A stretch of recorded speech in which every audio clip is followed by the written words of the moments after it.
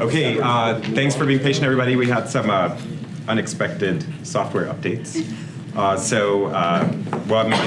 maybe they're not very surprising. But thanks, everybody, for coming. So before I introduce our speaker, I'll remind the audience that you are admonished to, at the conclusion of the Q&A at 3, to exit the theater to our reception, which is just outside. And this way we can continue our conversation in a more convivial way with cheeses, drinks.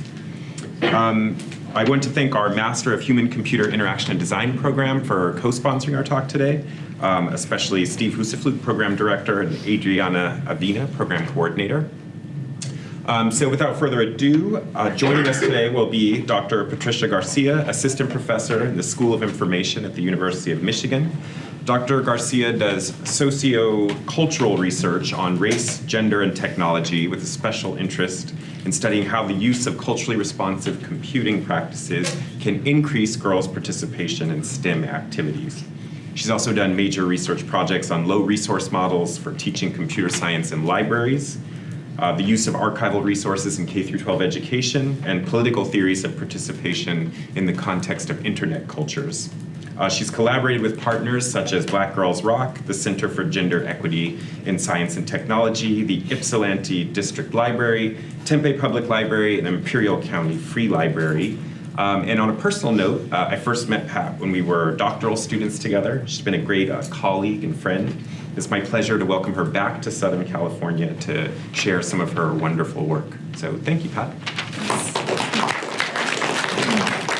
Hopefully my throat doesn't get too scratchy. So thanks, Dr. Crooks, for inviting me, and thanks. I wrote it down because it was a long name. The Master of Human-Computer Interaction and Design program. I'm really happy to be here. Where Ann Arbor is currently experiencing a snowstorm, so it's really nice to see the sun and to be here with you. So I'm going to talk about two projects today.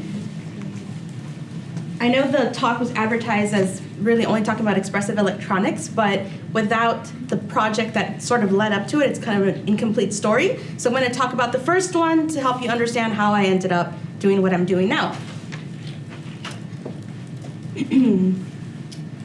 Let's see. So just a little bit about who I am and to help you kind of orient where this talk sits. I consider myself an interdisciplinary action researcher, and I use theories and methods that are qualitative, and I draw from both education and information. And really what I do is I conduct research in both formal and informal K-12 learning environments, and I do so for the purpose of designing interventions that are then deployed within those contexts. And like Dr. Crook said, my PhD is from UCLA in information studies, and I was just lamenting the fact that we're so close to each other but hardly collaborate. So you all should change that, and we should change that, and hopefully we'll see more of each other. So just to give you a little bit about the motivation, I really began this work is relatively new. It was not what my dissertation was about, but I took a postdoc at a place called the Center for Gender Equity in Science and Technology, and I was always interested in learning, and this postdoc really gave me the opportunity to combine my interest in learning with my interest in kind of social, cultural, political theories of race and gender and bring those things together with technology. And what really motivated me were, statistics like these, which I'm not going to belabor them because I know you're probably familiar with these numbers, but it's good to see them. So these are bachelor's degrees in computer science. They're from 2014, which seems like a long time ago, but the report, NSF puts out these statistics about every 3 to 4 years. So they're some of the most recent statistics that we have. And so I did put down every demographic category. It's also worth noting that when NSF releases the report, they don't actually release the data aggregated in this way, like further broken down by race and gender. So this is kind of a secondary analysis of that to get to these numbers. But what you see here, like I said, are bachelor's degrees. So you get to see kind of, it's not surprising where the highest numbers of bachelor's degrees come from. It's white males followed by white women, and then it kind of just goes on. But what is kind of particularly should stand out to you should be numbers like 57. And these are bachelor's degrees programs across the US. NSF sends out a massive survey. They gather institutional data. And so if you were to take, for example, just Black, Hispanic, and American Indian women, this is their term, American Indian, could also be Native American, they make up about 5% of the bachelor's degrees in computer science. And so this, to me, just really struck me, and I will say a kind of a disclaimer up front that I don't advocate for like everyone should be a computer scientist and it's like the best pathway to a job, and that's not really what I try to do, but it's this idea that trying to understand the story as to why the numbers look like this when this doesn't actually represent the way the demographic breakdown of the US. And so why is it that the numbers are this low and that they have historically and continue to be this low? So the main research question I was kind of researching when I was a postdoc was this question. So thinking about how educators can leverage cultural strengths, specifically girls' cultural strengths, to design effective computational learning experiences. And so I showed you the numbers and how low they are for, I particularly focus on Black, Native, and Latinas. And, we've had at least 2 decades of outreach programs. You're probably familiar with Girls Who Code, all of this research that has been done in, like, for example, creating Scratch or all of these visual programming languages. So there's been already a lot of interventions in this space, yet the numbers continue to be only very slowly rising. And I wanted to think about an alternative, right? So could we think about not necessarily technical solutions, but could we think about, more cultural solutions? And this is how I became interested in this idea of kind of what culturally responsive pedagogy and thinking about cultural strengths and tying that to the process of learning. So in order to do this, I turned to education, and I looked at this theory that has been around for a while, if you're familiar with education, on culturally responsiveness. And in short, these are 2 sort of nuggets that describe what it is, but it's the idea that you would value students' cultural wealth. So you take an asset-based approach to students and you don't really view them as deficits. So some of kind of previous approaches to education have been like a banking model, for example, where you see students as kind of coming in with a deficit that teachers then fill with knowledge. And this is not that approach. This is thinking about what students already come with. And using that cultural wealth to shape teaching practices and teaching practices as well as assessment practices, and making sure that we're responsive to that cultural wealth.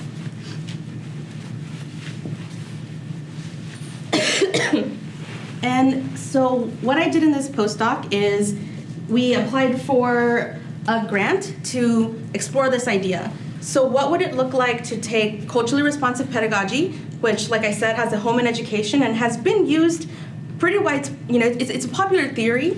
The only thing is that it's mainly applied in like English language arts, most recently a little bit in mathematics education, but there hadn't been a lot of work in taking that theory into the field of computing. I think we can speculate, we can even maybe have it during the Q&A about why that is, why people hadn't put together the idea of using culture in relationship to computing practices and how that may improve learning.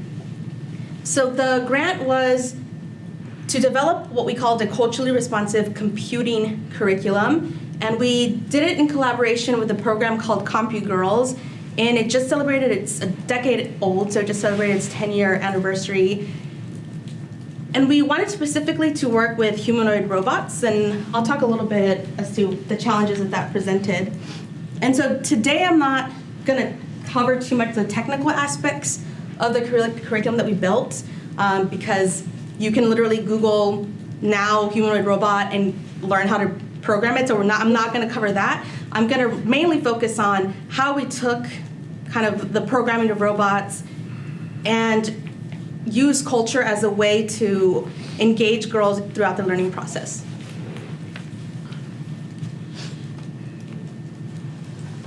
So one of the first things I did in my postdoc, once I kind of isolated that theory as what is kind of being the theory that drives my work, is I did like an extensive literature review like you would when you start any new research project. And I chose very specific strategies that I kind of drew from all the literature in terms of what people were saying were effective pedagogical strategies that are culturally responsive. And I used those as really to drive the design of the program. And so these are an example of some of the ones that I chose. So, validating students' cultural identities, again, not necessarily thinking all students are the same, but no, we all have our unique cultural backgrounds. Fostering agency in the classroom, an important one that not a lot of research is exhibiting positive perspectives on families, so making sure that in the classroom you kind of acknowledge the roles of family in student success, and building an awareness of social political context. And so what I want to do next is I'm not going to kind of define them for you. I want to show you what those strategies look like in practice. So this is one example. I talked about kind of fostering agency, and I read a lot of literature on what does it mean to foster agency in the learning process. And one of the things is having students co-determine the learning content. And basically them having the ability to give feedback that is actually implemented, not just asking for feedback that teachers never incorporate. So part of the things that we did was the lessons, instead of having a very structured kind of lesson plan, we had a kind of a fluid, open lesson plan and had the girls kind of decide what was fun, what they wanted to learn, what they thought the cohort after them should learn, and so making sure that they felt they had some ownership over what they were learning and how they were learning it. So this is just an example of the girls kind of developing a lesson for the next cohort. They were using Arduino, people familiar with Arduino, microcontroller. They were using Arduino to program RC cars. The other thing was fostering individual responsibility. And one way for us is, if you may remember back to elementary school when you enter your classroom and it's the first day of school and the teacher says, this is our classroom norms. Don't speak when others are speaking, don't, listen, be patient, all of those kind of norms. And so we wanted the girls to really feel that they had, again, individual responsibility in their learning. And so we had them, one, kind of co-interpret the learning process. So, what is it that you think that you're learning? Are you learning those things? How can you collaboratively come up with norms for the learning process? And so, we would ask them, like, what do you want? And they would say, well, I want to feel supported. I don't want to be scared or embarrassed to say that, I don't know how to fix this piece of code. And we'd say, okay, so what does that look like to you? And so we had them tell us what a supportive community looked like, instead of the other way around, having educators say, this is what we need, don't interrupt.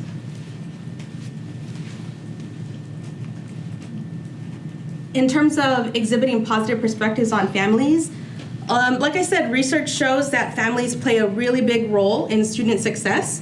And that meant that it was a very intentional design decision to make sure that families were part of the learning process. And so we did several things. One of the things was we had these tech demos. So every time the girls mastered a skill, we had a community tech demo and their families were always invited. And in this example, which I think is just such warms my heart, you have the girl, the one who's touching the Arduino, teaching her little brother how to program the Arduino. And in this particular interaction, I was, being an observer, taking notes, and the mom said, I can't believe that it's my daughter who's doing this. It was like this kind of very gendered reaction, but also just, but it made me happy for her to be in such an awe of her daughter. And she said, how much do these things cost? And I said, oh, they're like $30. And she said, oh, I want one for the home, and I want her to teach me how to do this. So it was changing kind of the expectations within the family of what the girls could actually accomplish. So this is one example. The other example is I partnered with an organization called the American Dream Academy, and it's basically for first-generation college students. And so while the girls were enrolled in this CompuGirls program, the parents were enrolled in their own program through the American Dream Academy that train the parents on, how to, like, what is a FAFSA, how do you get waivers for college applications, and so they were kind of simultaneously engaging in a learning process. This is one of the last examples, is this idea of building an awareness of social political context. And you might think, what does it have to do with STEM? But a lot of the literature on kind of STEM learning shows that often people of color are pushed out of STEM because of kind of environments that are not inclusive, and you might have heard things like microaggression and those kinds of things. And so the research shows that being able to navigate social political contexts in a way that you are aware of them and you know how to overcome them is just as important as learning the academic content. And a lot of research shows that what's holding girls back is not their ability to master the academic content, but these kind of hostile environments that they walk into. And so we wanted to make sure that that was something that we stressed alongside the process of learning. In this case, they learned Python. So alongside the process of doing computing, we wanted to talk about what does it mean to do computing in particular social political contexts. And so one of the things we did was really simple brainstorming things where we, put concepts up like activism, coalition, social justice, and asked them, what does this word mean to you? Have you talked about it in school? And some of their responses are interesting. So for coalition, I don't know what this means, sorry. For activism, it has actively, which means movement, but I don't know what ism means, and so what we learned really quickly was that the students weren't having these kinds of conversations in the classroom. And that is, and I don't say that to say that, public schools are deficient in any way. It's not a critique on public schools. I know I was a teacher at once. I know how much content you have to cover.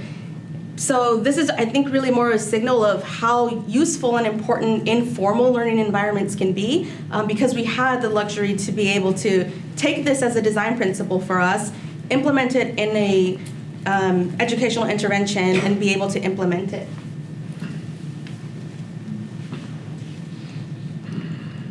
And just a little bit on the data collection. So I kept it pretty high level. But I'm happy to talk about any research outcomes and those kinds of things. But just as a snapshot, it ended up being an 11-month period, which included the curriculum development. It did not include the kind of literature review part that I did before, but it was 11 months to develop the curriculum, and then we did semi-structured interviews and participant observation. We had programs for the interviews. We only interviewed girls in Arizona, and we did it pre and post. And for the observation, we did it with 60 participants in programs in Arizona and Colorado, which resulted in 89 hours of observation. And so what I want to do next is kind of just give you a really brief snapshot of what it ends up looking like when you teach computing alongside, an awareness of political environments, and what happens when you kind of put those things together. Hi there, my friends Nixani and Shalisha. Scarlett, we wanted to talk to you about a current issue in our society. I am all ears. Throughout history, there have been more inequalities between men and women in the workplace. Today, those inequalities still exist.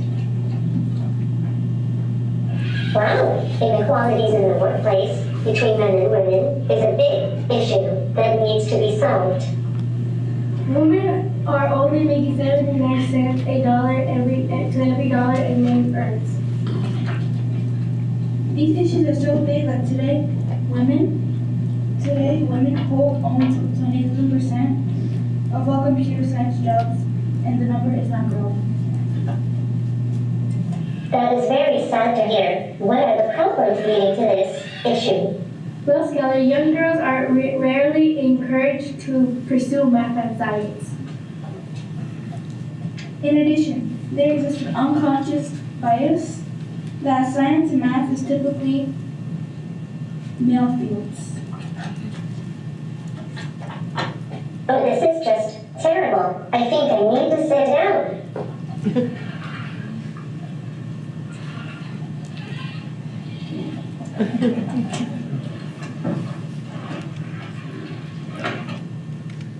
Okay, so it goes on.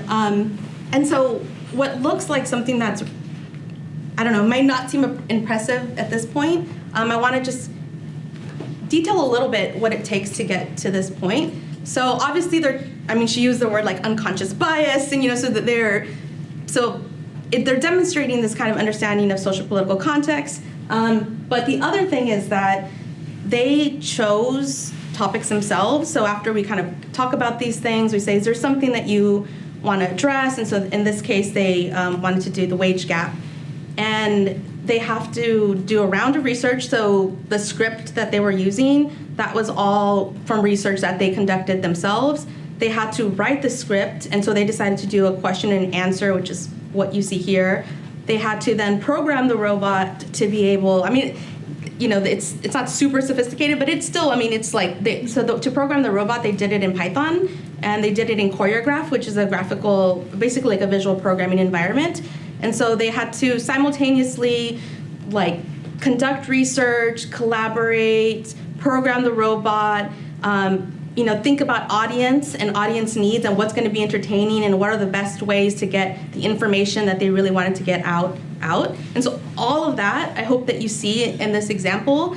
And so let me go on to the next slide. Let's see if And so just in summary, the goals of this research was really to have girls master computing skills, which in this case was programming humanoid robots. And it was also to think about how to merge culturally responsive approaches with computing education, which is an innovation in the fact that culturally responsive pedagogy hasn't really been applied that much. Not to say that it hasn't, but as much as it really could be within computing and computer science education. And these are some of the kind of implications that I already talked about and what I hope the video demonstrates. So that's the first project, and I'm gonna move on to the second project, which is really new. So after my postdoc, I felt really motivated to continue the work, and it really formed the basis for what I'm doing now. But I also felt unfulfilled in certain aspects. And so, for example, the program that I developed the first time was in public schools. And while that's great, there was a lot of limitations as to how long they could be and who could participate, and so much bureaucracy. If you work with public schools at all, you have to go through so many layers before you can get anything done. I also wanted to take the focus away from coding specifically, because there's already a lot of interventions that focus on coding, which are equally as valuable, but I wanted to try something else, because oftentimes people get hung up on syntax and things like that, and those are barriers enough to go on. So I wanted to see what it would be like to not focus on coding. And I wanted to move away from high-cost technologies. So each of those humanoid robots cost $9,000. So that is not very scalable. It's not very affordable. It's not very feasible. So I wanted to say that was really awesome, but what could an alternative be that is low cost?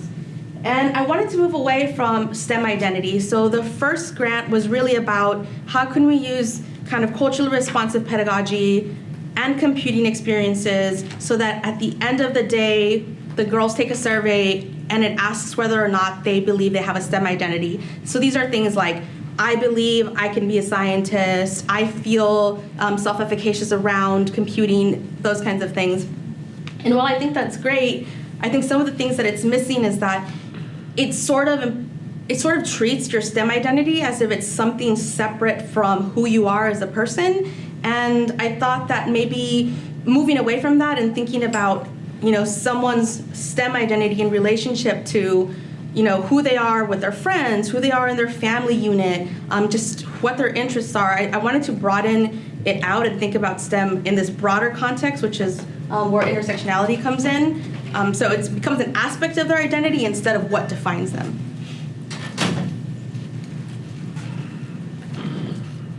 Okay, so what I did is what you do when you have research ideas is you apply for a grant. So I applied for a grant with IMLS, which is Institute for Museum and Library Services, and NSF.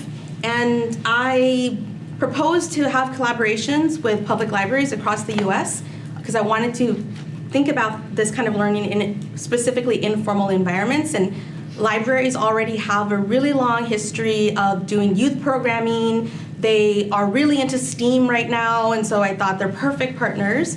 And luckily, it got funded. And so this was the research question that I proposed, which is, as you can see, grows off my previous research, but it's about merging intersectional identity exploration with computational thinking. So I mentioned before that I wanted to move away from coding to computational thinking, and I'll describe what that is in just a little bit. So these are my library partners. I am collaborating with 3 public library systems, and in kind of choosing who I wanted to collaborate with, I wanted to represent some geographical diversity, some diversity in who they serve, so who the patrons are, and diversity in institutional resources.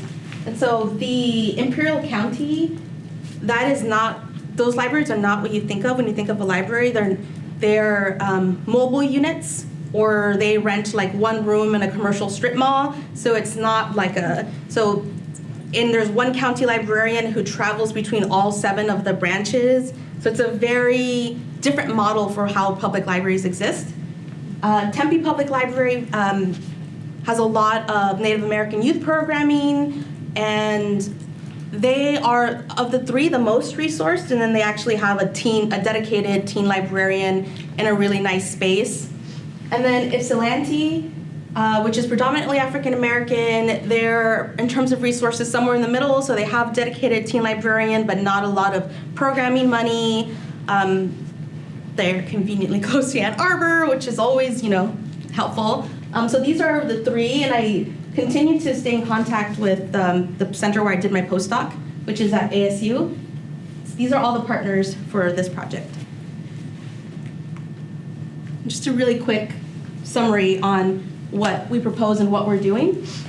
So we propose to reach 180 girls and develop a curriculum similar to the first project, design a curriculum. This time it's informed by intersectionality as a theory, implement it across all 3 of those public library systems, reaching 180 girls over an 18-month period.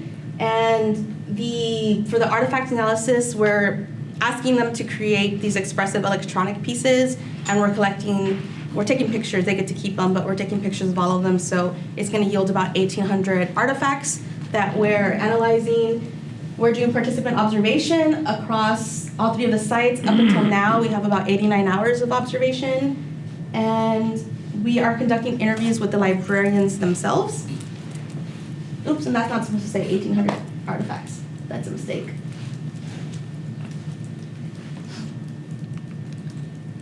And so, like I said, it's pretty new research, so I'm not going to talk a lot about results right now, but I'm going to talk a little bit about what this is actually looking like up until this point.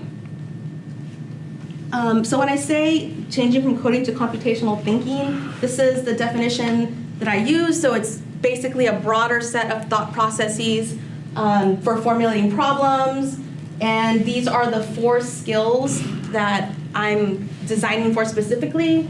So decomposition, pattern recognition, abstraction, and algorithmic thinking. These 4, again, came from a lit review. That thing you learn in grad school really pays off, learning how to do a lit review. So I did a lit review about, what are computational thinking skills. These 4 are adopted by code.org, which is one of the leaders in kind of computing education. They're the 4 that are tested in the AP and the new CS principles AP exam. So they're considered very foundational thought processes that go into kind of computing and computing practices, including coding, but not just coding. I wanted to move away from high cost to low cost, and I asked I did pre-interviews with librarians about what they thought would be low cost and what is I know what low cost means as a researcher, and trust me, it is not the same as what librarians think is low cost. So that was a real kind of, a moment of realization. And we settled on not just paper electronics, but e-textiles as well. And these are just an example of the kinds of materials that they can use. So I'm going from humanoid robots to paper, and copper tape. These, you can actually get copper tape in hardware stores because they use it for slugs, to kill slugs, poor slugs. Coin cell batteries, LEDs, which are like literally in the cents. And so, has anybody ever made a paper circuit before? No? Oh, sometimes when I do this talk, I do like a hands-on where everybody does a paper circuit, so you can get that feeling of like, I'm a scientist.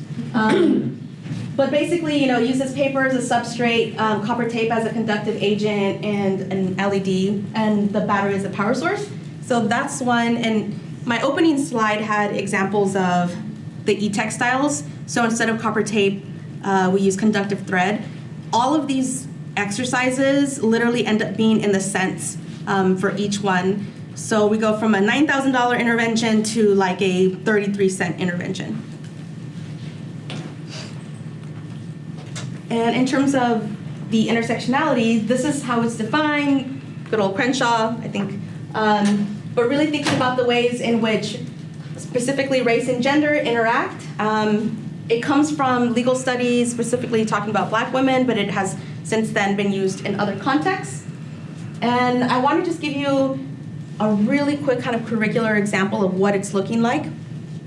So one thing that we do is we talk about intersectionality. I don't know if I mentioned the ages, but they're 13 to 16-year-olds. So we say, this is what intersectionality is. I know it's a big word. We created these kinds of visual aids to say these are all different identity categories, and who we are. I don't know who that person is, but I feel bad. So this is, these are all kinds of so we kind of walk through them with them and say, are you one of these? Are you multiple of these? We talk about decomposition, which is one of the 4 computational thinking skills. And then we say, is there a way that you can use this computational thinking skill and in relationship to who you are, like what could be the interplay between these two concepts, between decomposition and intersectionality. And we have all of these kind of prompts that the librarians go through. The librarian training is a whole other thing. To get librarians to talk about intersectionality is like a whole other project that we also have a lot of data on, but I'm not presenting on right now. There needs to be a sign on that door, like a dedicated sign. Yeah. Not here. And so obviously where we get them to is to things like this, where we get them to the point of, oh, decomposition, it means taking something very complex and breaking it down into smaller pieces that help us get a better understanding of something at the very base level. And we say, yeah, so how could you do that with your identity? Oh, so I'm Pat, my identity is actually very complex, and I'm made up of all of these different things. So I'm a Latina, I'm first generation college student, I'm middle class, I'm whatever. And so we get them to kind of start practicing the skill of taking a concept that seems very large and complex and using decomposition to break it down into different ways. And so we do things like this. So they talk about who I am, and we say use decomposition to break down who you are. And so they start thinking about themselves along these categories, and we're not talking about intersecting categories just yet. That does come eventually, but right now it's just the process of merging a computational thinking skill with some identity work together. And so this kind of goes through the whole process. So we start with the kind of intersectional decomposition work. Then we say, now you're going to apply that same computational thinking skill, the one that you already did, so we kind of build up their self-advocacy around it, and you're going to apply it in a STEM context. So we do the same thing, a circuit may seem complex, but you can use decomposition to break the circuit down into its individual components. So now let's do that. And so we do that, and we talk about different parts of a circuit. Then we say you're going to take everything you learned, you're going to take decomposition, this exploration of your identity, the circuitry, and you're going to create an expressive piece of art that merges all of these things together. And it ends up looking something like this. These are some of the early examples. This person, I think that's Russian. Does anybody know what language that is? It's Russian. So for example, in that one, this person said, I want to make a mask, and I want to represent that I speak 2 languages, and so I want to, say I'm going to write something in Spanish and something in Russian. This one, she was just talking about emotions and about the fact that, like, in her household, they don't really have a strong emotional language, and so she wanted to be able to represent that. And so this is kind of what some of the projects are looking like. We're continuously iterating on what those projects will be. So this is just sort of an early example. And then in the very end, we asked them, how did you use decomposition today? And what we wanted to do was broaden the entry points into that computing knowledge. And I know it looks very different because we're so used to thinking about computing in relationship to computers. And we wanted to see, if we ask them about decomposition, what is the thing that's going to have it stick in their head? Is it going to be the identity work? Is it going to be the breaking down of the circuit? Like, what, is it, maybe it's one or the other, maybe it's both? Does one scaffold over the other? These are all still questions that we're asking. But we do end up getting responses like this. So I know it might be hard to see, but this one says, today we use decomposition by breaking up who I am, the I am activity. Instead of just saying what I was, I made a list including what I am about. It helped me because I thought of 3 things that describe me. I was basically decomposing myself. Also, the circuit was made in steps, and breaking down what I needed to do was helpful. So I know these are kind of, they're the beginning, they're the entry points. Not to say that this is like the end point of decomposition, but we're seeing a recognition of being able to understand the concept, not only along the lines of STEM, but also along the lines of identity.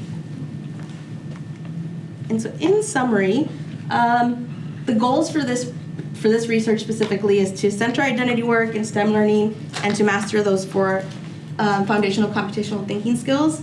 And I think what I'm hoping when this work is done is that it can contribute to tactile approaches to teaching computational thinking. So right now, kind of the K through 12 CS Ed crowd focuses on computational thinking a lot through visual programming, which has been very successful.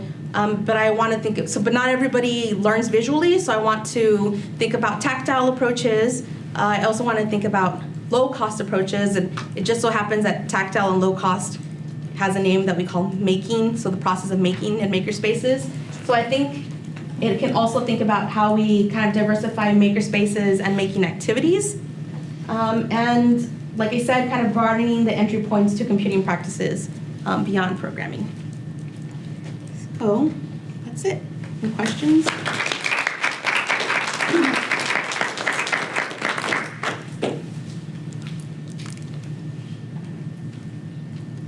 have a question. So, have you seen like instances of, the process of making or doing something changing people's identity of themselves or the perception of who they are?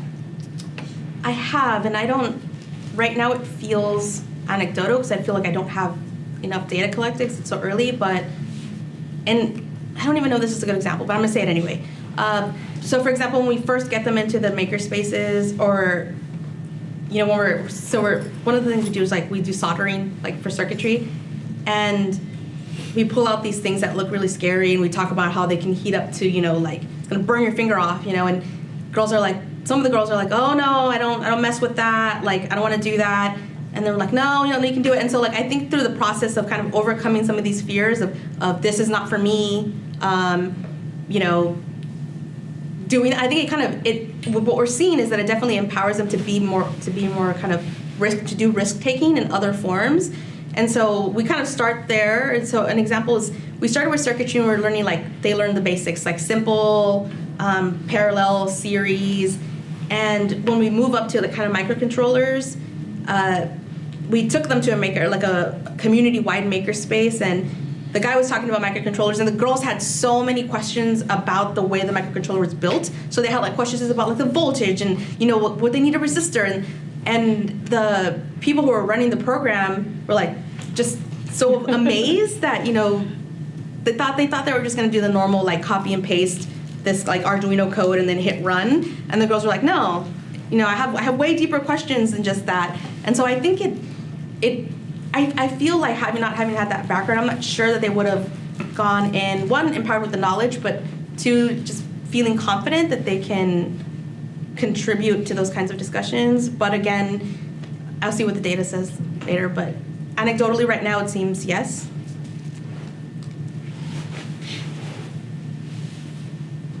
Do you see this work kind of evolving to answer also those questions of bureaucracy and institutional support as far as, you know, once we understand what's really helpful, how do you get both like institutional reform to adopt it, or in the case of libraries, get communities to really come in and support the makerspaces and have more engagement in the local scene?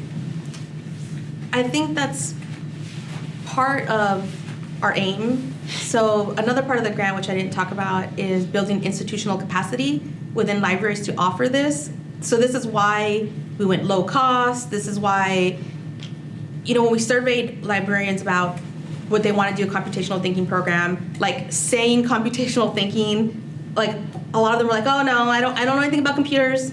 I'm not interested. I don't know how to program. And it was like, well, that can't be a barrier to what we offer communities. And so there's a lot of things that are built in, such as kind of a whole training aspect for librarians, but then also thinking about what does institutional capacity mean? So is it just resources? Is it knowledge and training? You know, and so what we're trying to do is, this is why the 3 sites are different. So to be able to say, what does it look like to do this in a site that's very well resourced like Tempe? What does it look to do this in a site that's predominantly rural, very low resourced? And what would a curriculum that gets built look like that could be implemented institutionally so that we don't have kind of roadblocks like I don't have the resources. So that's some of the things that we're thinking about. We're also thinking about, like, you know, so we're working with these librarians really closely. The curriculum is actually co-designed by my research team, which I should say thank you to. I have 5 people who work with me, and the librarians. And we meet and we literally say, what about this, like, what about this material? Like, what about e-textiles? What about this? And we do them, and then we focus group with girls. So they're super involved, and not a lot of librarians have the time to do, and the resources to do that. So thinking about how do we then train other librarians to do that? So we're thinking a lot about, you know, just institutional capacity broadly. But we don't, at this point, have any like concrete strategies, but we hope to publish a white paper, and ALA, which is the American Library Association, has agreed, and YALSA, which is the Youth Services Library Association, they're both national, they've agreed to disseminate the white paper via their professional listserv. So we're hoping at the end to be able to reach, you know, thousands of librarians. But I haven't thought about this in the context of public schools. Jumping off a little bit what you said about the development for the librarians, how much like professional development was needed for these librarians to do what you've done already? A lot, and we're still in the middle of it. And you know, we chose 3 librarians who did not have prior like STEM programming experience, and we have a conference call with all of the 3 sites once a month. They have done 2 in-person hands-on training where we taught them the circuitry and computational thinking. We have a lot of like feedback, like a feedback loop process that, so we're it feels like, and I'm sure it feels like this to them too, in constant contact. So it's been a lot, and I think that's part of us thinking about, but part of that is because we are doing this co-design process together. I think the future training for once the curriculum is done, and we're going to make it Creative Commons open free, that I think that training will look very different. But to be at this point, and I think there's actually something really interesting about practitioner and researcher relationships that's also happening in this project, because we have very different motivations for why we're doing what we're doing. Some of them are overlapping, but for example, we just had a 2-day retreat with them last week, and I came in prepared. I had like half a day of reporting back on the results of the research. and like they got very cranky, and they're like, because they came from like we met in Arizona, so they came from they flew in from Michigan, drove in from the desert of California, and they're like, we came here to work together and talk about what didn't work during our first pilot implementations and improve the curriculum. We didn't come to hear about your research update. And so I was like, oh, well, I was just trying to be a responsible researcher, you know? And so I think checking those, checking our assumptions about what is motivating the work has been also like a learning process.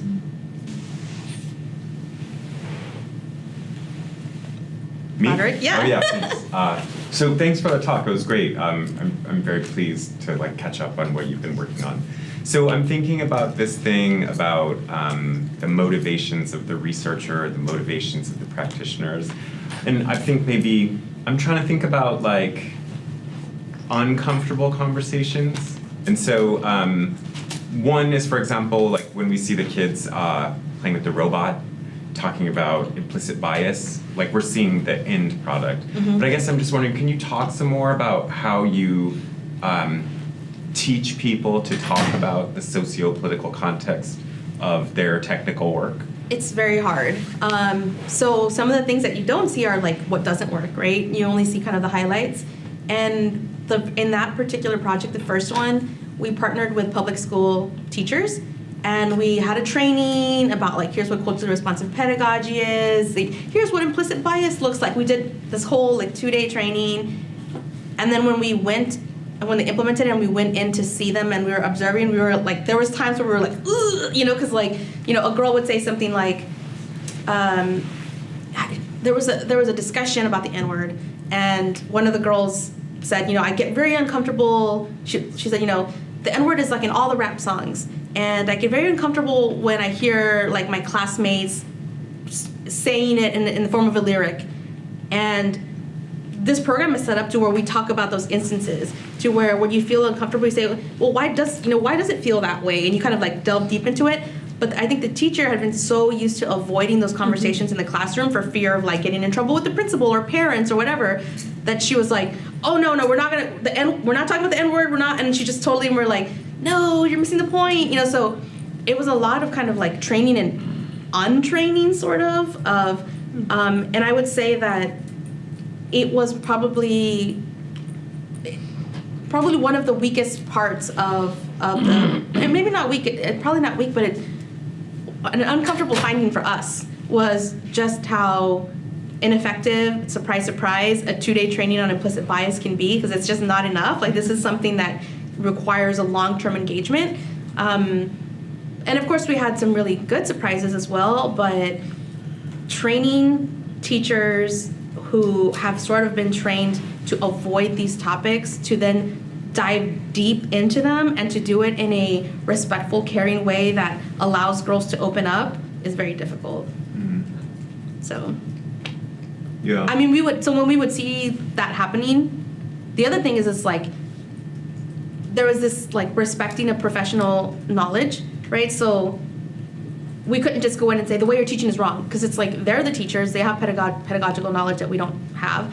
And so finding ways to have that conversation from researcher to practitioner to say, hey, this one thing you did, you know, sort of not cool, like that conversation was very uncomfortable. And even as researchers, I wanted to like not have it, because I was like, oh no. But then in a sense it would be like talking about these issues is difficult on all levels. Like one of our first iterations had the girls, like the first identity activity was like talking about their race and gender, and this is in a very like deep way. This was one of the first times the girls had ever met each other. So they're like in junior high, so they were just like, no way. So they just kind of like sat and were like embarrassed and unengaged, and we really quickly learned that, oh, that's just not how you do it. You kind of ease into this kind of, one, they're not used to having these conversations in the classroom. That is very clear. And so in terms of difficult conversations, it happens at every level, and I think intervening and making them known, like making those, like doing the work is what you have to do. Otherwise, it's just, you're just like replicating things that don't work. So. Sorry. Sorry, go ahead. Sorry if I missed it. How long were you working with these students? The first one or the first one? Yeah. 11 months, but then there's a follow-up grant, which I didn't talk about, but they came back as mentor tutors. So not all of them. So some of them are still in the program. And then you said that at first they had like a really awkward time, like just engaging. Just anecdotally, how long do you think it took for them to really like start like becoming very comfortable with that? A long time, and surprising, well, no, sorry, not a long time, like several sessions, but surprisingly, we thought the identity work was what was going to get the girls to open up and talk to each other, but it was actually the process of making. So whenever they would be doing like this, you know, trying to figure out how to program the robot to sit down, for example, they would bond over like, no, I think this variable is wrong, or like, you know, so they would bond over that, and then from helping each other and collaborating on that, then they felt they were more open about kind of personal issues. And that was a surprise to us because we thought it was going to be the other way around. We thought, oh, if we get them to talk about like who they are and how they feel, and you know, they're gonna feel empowered to, and like it's just a safe environment to learn STEM content. And it was the opposite. So that was an interesting finding. Are there more questions?